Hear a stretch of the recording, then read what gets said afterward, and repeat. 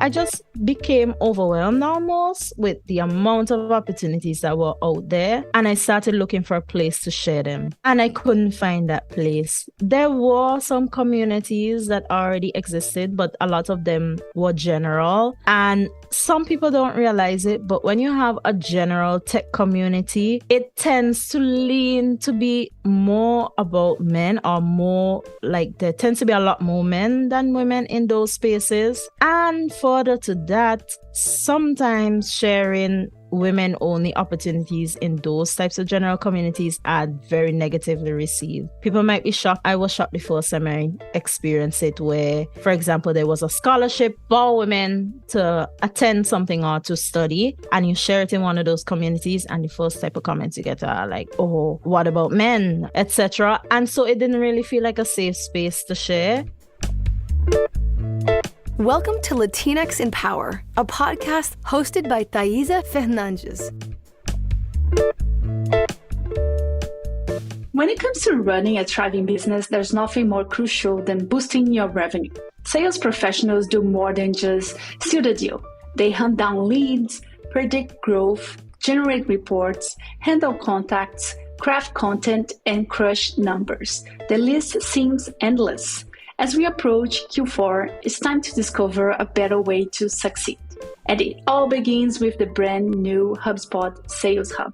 With HubSpot Sales Hub, you find a seamless, connected platform where your data, tools, and teams come together, creating a smart and highly customizable workspace that is a pleasure to use. Transform potential leads into active pipelines and seal the deal, all from a single location. Speaking as a former designer, I can help but appreciate how user-friendly and visually appealing HubSpot is. It is both functional and aesthetically pleasing, which is the perfect combination in my opinion. Moreover, the inclusion of sequences and streamlined workflows empower your sales team to simplify tasks and dedicate more time to what they excel at.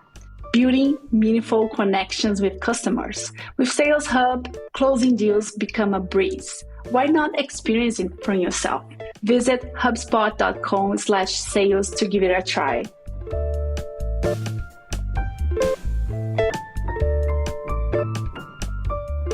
Welcome to Latinx in Power. Today we are talking with Janique-ka John. Janique-ka is a software engineer who discovered programming while pursuing her bachelor degree at the University of West Indies, Cape Hill, and went to earn a master's degree in applied computer science. Janique-ka is also the founder of the Women in Tech Caribbean community, where she advocates to greater diversity and inclusion in the tech industry. Welcome. Thank you. Thank you so much for having me. I'm so excited to be here. Thank you for inviting me. Excellent podcast. Can't wait.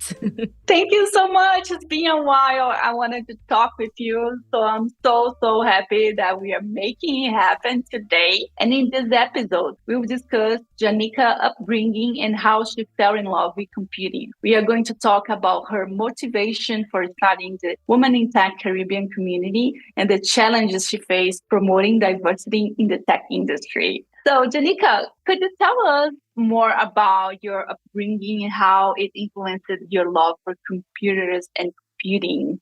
Yeah, definitely. I'm from a group of islands in the Caribbean called St. Vincent and the Grenadines. It's actually a group of 32 islands, which forms one country. And my father was actually into computers and actually teaching computer classes. And I would have to tag along with him actually while he was teaching these classes. And so from a very young age, I was already exposed to computers, even though I think we got it a little bit late in St. Vincent, the computers. And so it took a while for it to kind of trickle even to mainstream. But because of my father, him teaching these computer classes, I would have been exposed from a very young age as a Vincentian and spending a lot of time with it. Funny enough, though, even though I had already been exposed and I had already kind of been perceived as other people as the techie girl or the computer girl, I still didn't really see a place for tech for myself. I didn't see it as something that I really belong to and fit into for a very long time. Anybody who asked me, even when I was 12, 15, what do you want to be when you grow up? I always said like a scientist. And I thought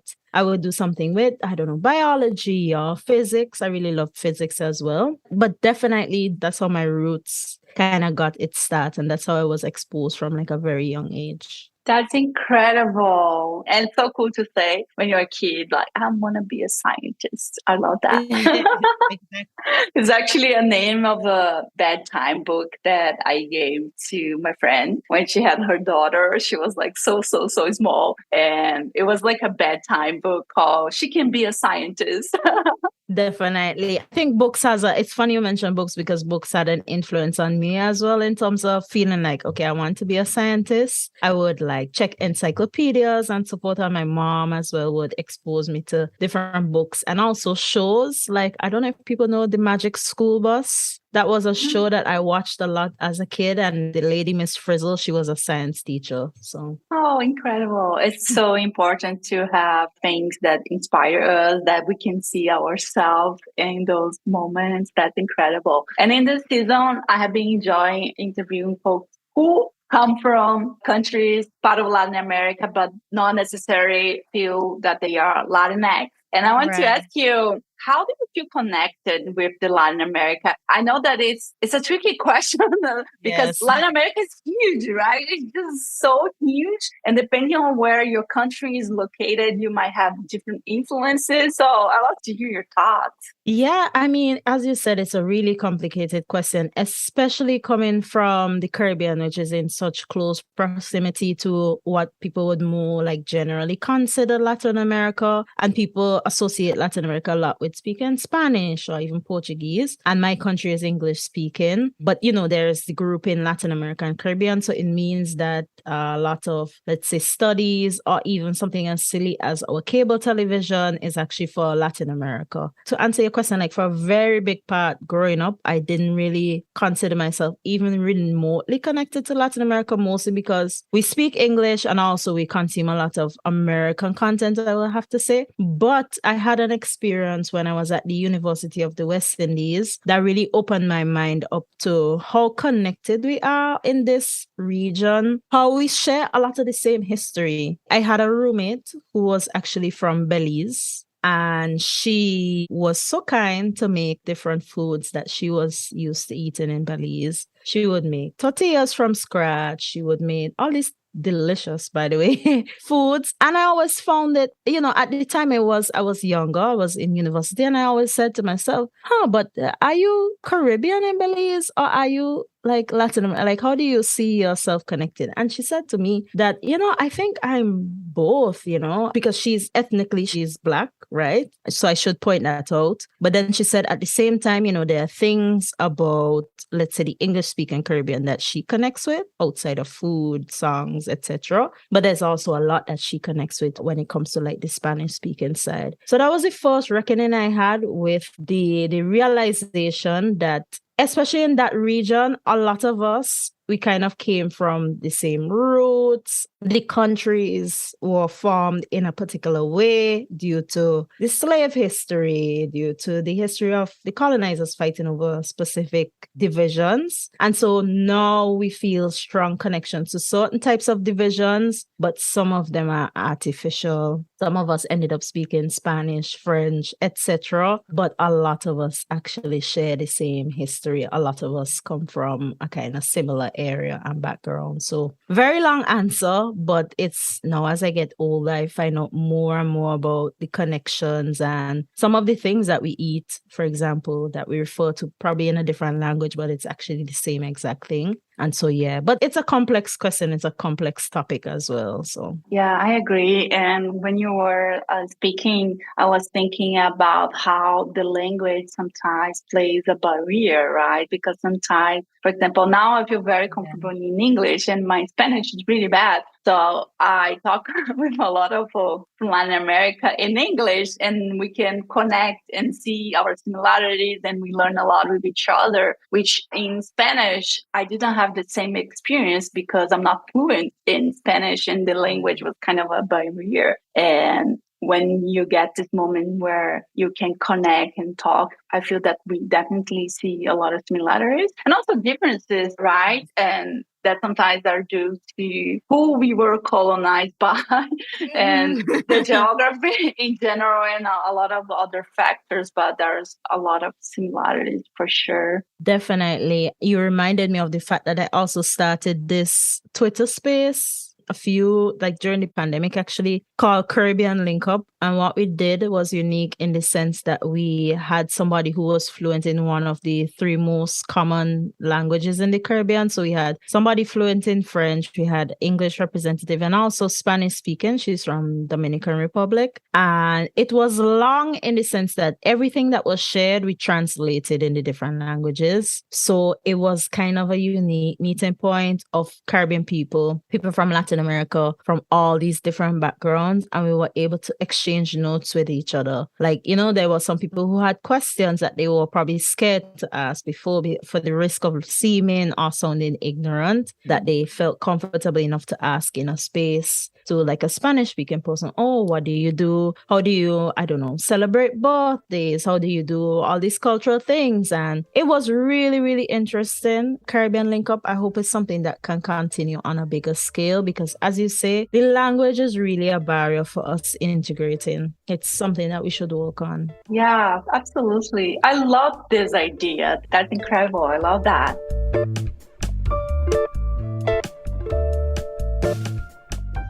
And what inspired you to start the Women in Tech Caribbean community and how it evolved since the beginning? Can you give us an overview of like how it started and how it is now? Yeah, so I started Women in Tech Caribbean actually after I moved to Europe. So I mentioned that I'm from St. Vincent and the Grenadines, but I actually now am based in Brussels. And in Brussels, I took the opportunity to attend a lot of conferences, events. I was signing up for conferences for women, Women's Day events, etc. And once a lot of people started realizing that these are the type of events that I gravitate to, were attending a lot of people would send me actually more opportunities to attend these types of events, sometimes even scholarships to attend these events. And also when I was at those types of events, I would get a lot of opportunities, like general opportunities. So for example, funding for somebody who was interested in starting a startup, or scholarships for people who were interested in studying, job opportunities. I just became overwhelmed almost with the amount of opportunities that were out there. And I started looking for a place to share them. And I couldn't find that place. There were some communities that already existed, but a lot of them were general. And some people don't realize it, but when you have a general tech community, it tends to lean to be more about men, or more like there tends to be a lot more men than women in those spaces. And further to that, sometimes sharing women-only opportunities in those types of general communities are very negatively received. People might be shocked. I was shocked the first time I experienced it, where, for example, there was a scholarship for women to attend something or to study, and you share it in one of those communities, and the first type of comments you get are like, oh, what about men, etc. And so it didn't really feel like a safe space to share. And, fast forward a little bit, I realized, okay, since I can't find this space, maybe I should make one. In the beginning, I thought it would just be a small group, maybe, 20 people, women who work in tech, who identify as Caribbean. And I would just be able to drop links in there and say, hey, I attended this conference, I came across this opportunity. We now have over 300 and something Caribbean women, yes, in the group, who work all over the world. Some live in the Caribbean, some live outside. And we're able to kind of connect with each other, share opportunities in a safe space, and also just talk sometimes about like what we're going through, what we're looking for. And so, yeah, that's how I ended up starting the community. I looked for a space, I couldn't find it, and I started it. I love that. It's so inspiring. I love to hear those stories. Like, I couldn't find a place, so I create one. And that's incredible. And the amount of participants that you already have is just incredible. And I feel it's so important to have those spaces where first you can see opportunities that are related to you, and also creating the safe space where people can talk about that. Because, as you mentioned, the example you said in the more general community, it's just you cannot be vulnerable. You cannot share because the folks out there, they might not understand and they might be pain in the ass, to be honest. Yeah, that's incredible. And as a co-manager of the Women in Tech Caribbean community, what have been some of the biggest challenges you faced in promoting greater diversity and inclusion in the tech industry? Honestly, at the beginning, there was such a negative pushback around the idea of me starting Women in Tech Caribbean, actually from other people in the Caribbean. That also took me by surprise. Why? Didn't expect it at all. Yeah, mostly from men actually in this space. They kind of said, we don't need something like this, I think, in the Caribbean. It's different here, etc., etc. And I mean, in some respects, like being a woman from the Caribbean and studying tech, working in tech, etc., might be a different experience than, let's say, globally, because in general, there are certain fields that I would say that are male dominated, that in the Caribbean, those barriers are different because people more look for like economic opportunity as opposed to, the stereotypes that may exist. So in some respects, we do have obviously a different makeup, a different structure, but it doesn't negate the fact that it's a lonely field in general worldwide. There's a lot of Caribbean people, myself, for example, that, we are not working at home, we're working in other countries, bigger countries, where we might be the only woman on the team, and just being able to reach out to another Caribbean woman, especially where you don't have to explain certain stuff out front before you discuss, maybe challenges that you're facing, is super, super important. And I also think that it's kind of a excuse to say that our makeup is different in the Caribbean, because me, for example, when I studied at the University of the West Indies, I did experience comments, questions about me studying computer science. I remember I went to someone in the university and they made the remark that although the faculty has a lot of women, that the field that I was studying was one of the only fields in the entire university where there were actually more men than women studying. And so, yes, we have different, let's say, problems and things to focus on, but it doesn't negate the fact that we need safe spaces. We need to pay attention to the women who work in tech of Caribbean descent and in the Caribbean. We still need to focus on it. But yeah, it took me by surprise. It's actually thanks to the support of friends and family that I was able to still start it.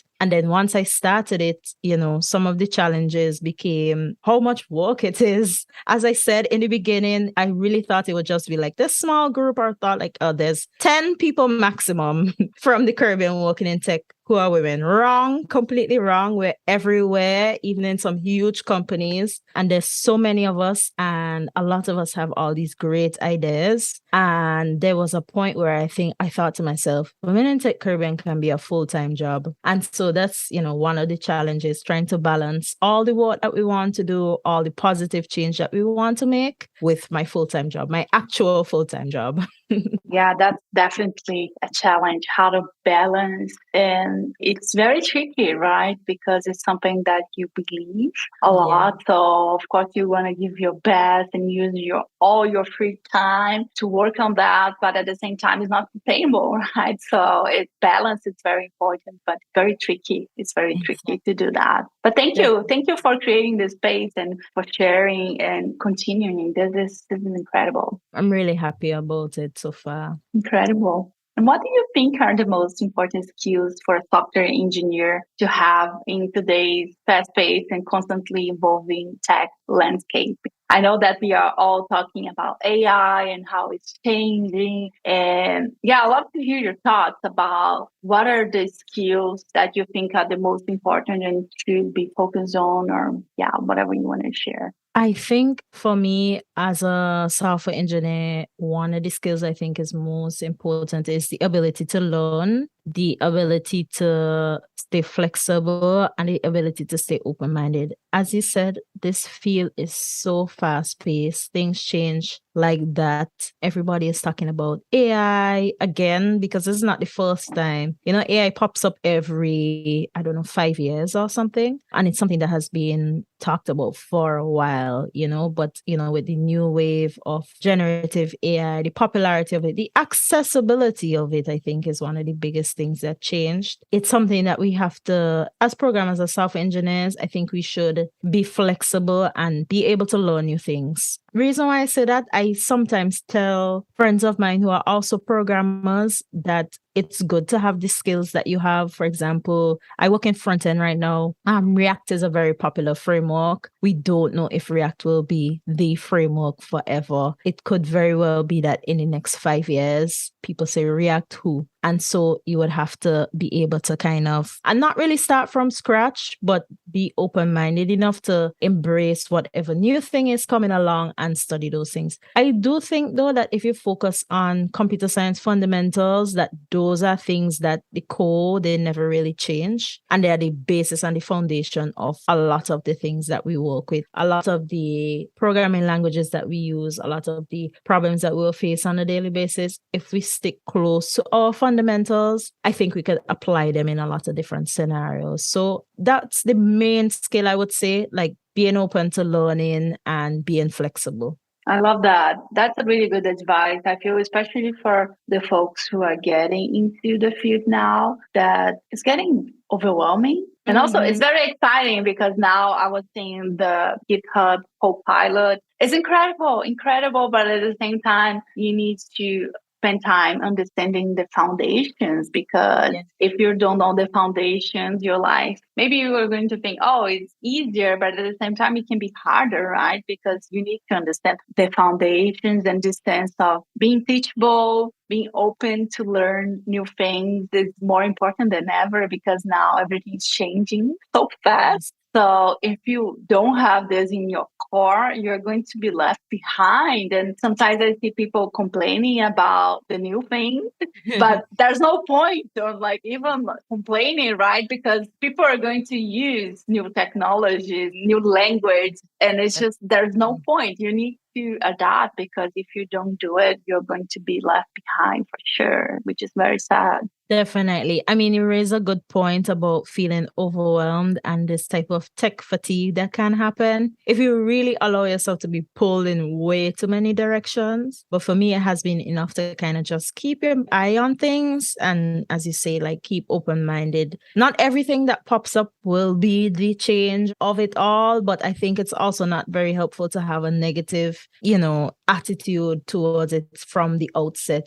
Just wait, see what it can do, see what can happen. Maybe it might stick around, maybe it might die. Just keep one eye on it at least. I think that's really important. Curiosity. Yeah, curiosity. Keep an eye on what is happening. Take what you need. I think it's important to be a critic as well. Criticize it when you need to. I think this is important as well. But take what you need and just keep an eye.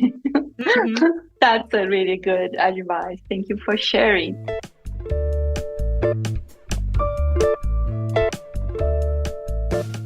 I'm excited to announce that Latinx in Power is officially part of the HubSpot Podcast Network.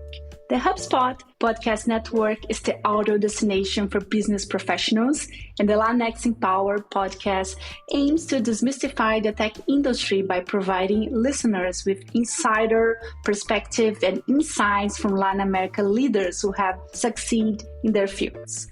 Expect to hear important insights from top-level executives, entrepreneurs, and innovators from Latin America. I'm personally very excited to be part of the HubSpot Podcast Network.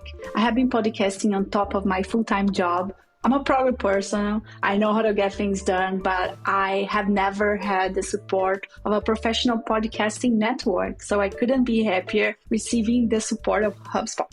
Listen to Latinx in Power and more shows like us on the HubSpot Podcast Network at hubspot.com/podcast network.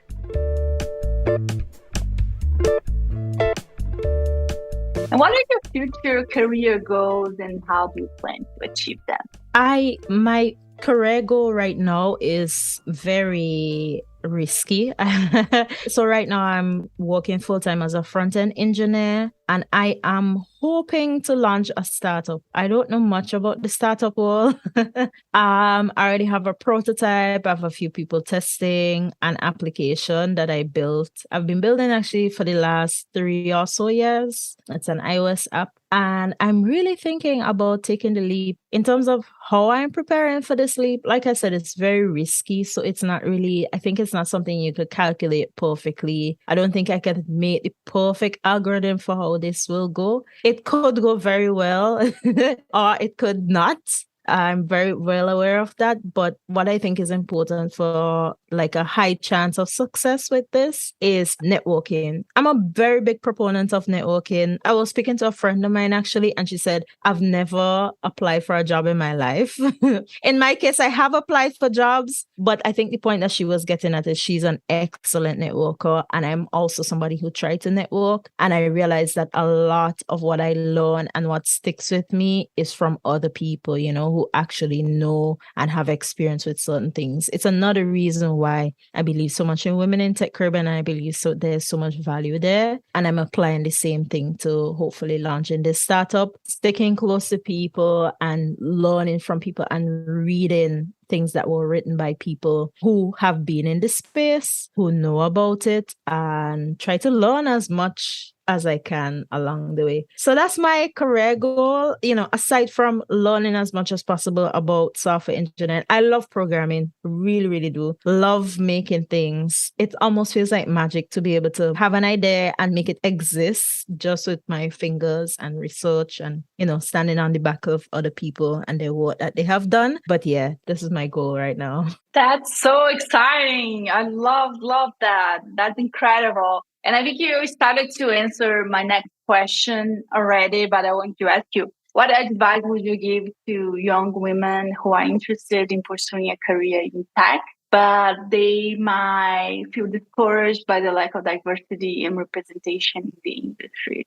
Definitely, you know, what I said, finding community, finding a network. There's a huge dropout rate of women in tech. Even, for example, in the Caribbean, a lot of women or girls might be studying tech, but the chances of them actually, or the percentage or the statistics of them actually staying in the field after the joining is actually quite low. And it can come from feeling alone, feeling like, you know, no one understands you, feeling like you don't belong. It's difficult when you feel like you don't belong in a particular space. And what can help with that is community. I love going to tech conferences in general, but I love going to women-focused tech conferences because I realize that there's so many of us. And I feel so much less alone. It's not easy to feel that on a day-to-day basis because I don't work with a lot of women who are programmers. But when I go to these conferences and I see hundreds of them, especially bigger ones, walking around,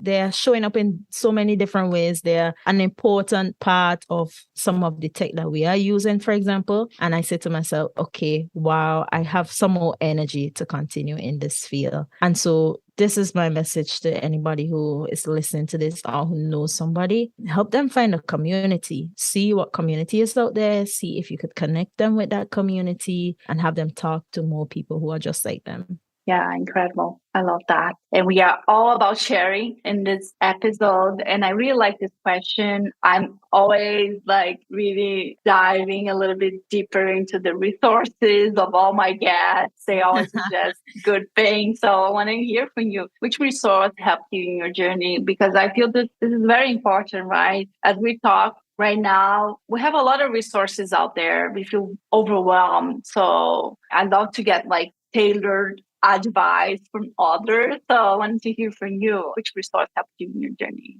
So when it came to being a front-end developer, I used a lot of LinkedIn Learning because I found that they had specific videos, bite-sized videos that were really concise and to the point and really focused on specific needs. They also weren't very in-depth, but on the topic of feeling overwhelmed, I think when I was looking at Udemy courses or these other bigger courses, it was really hours of content and I would always start them but not find myself actually finishing them. And so the LinkedIn Learning videos helped me to kind of get a broad overview of some of the skills that I needed and then go from there, whether tinkering around and trying things, learning on the job, or doing my own research in addition. So that helped me a lot. Also, books, lots of tech books. I like reading tech books, especially the older ones. You will find that some of the things that we do or believe in, or some of the paradigms that we follow, are actually old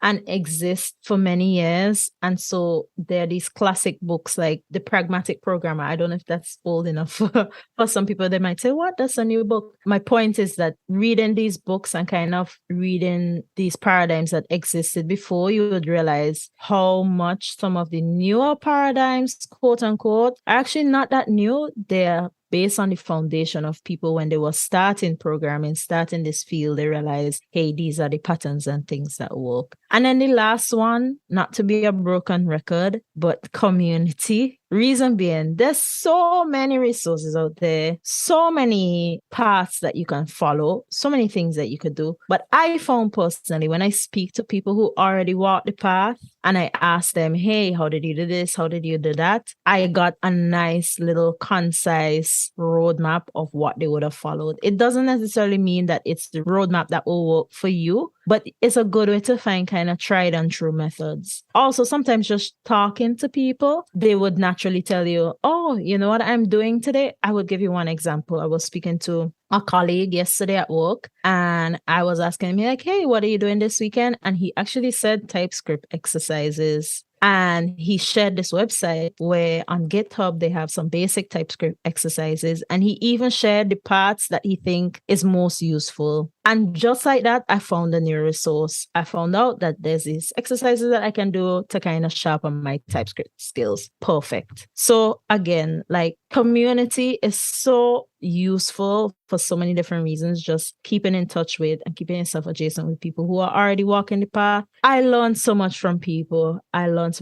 I love being the not so smart person in the room because then I feel like I'm drinking up so much information from everybody else. It's my favorite type of space to be in. Incredible. I love that. Find your community, learn, be open-minded about learning, take what you need, and also share what you feel like sharing. That's incredible. I'm feeling so inspired. I wanted to thank you, Janique-ka, for your time today. I'm so excited with this episode. Long time in the making. I want to leave the last minute for you to share anything you want to share, where people can find you, where people can find more about the Women in Tech Caribbean community as well. Yeah, so I'm on Twitter at Janique-ka John. So my name is spelled Janiqueka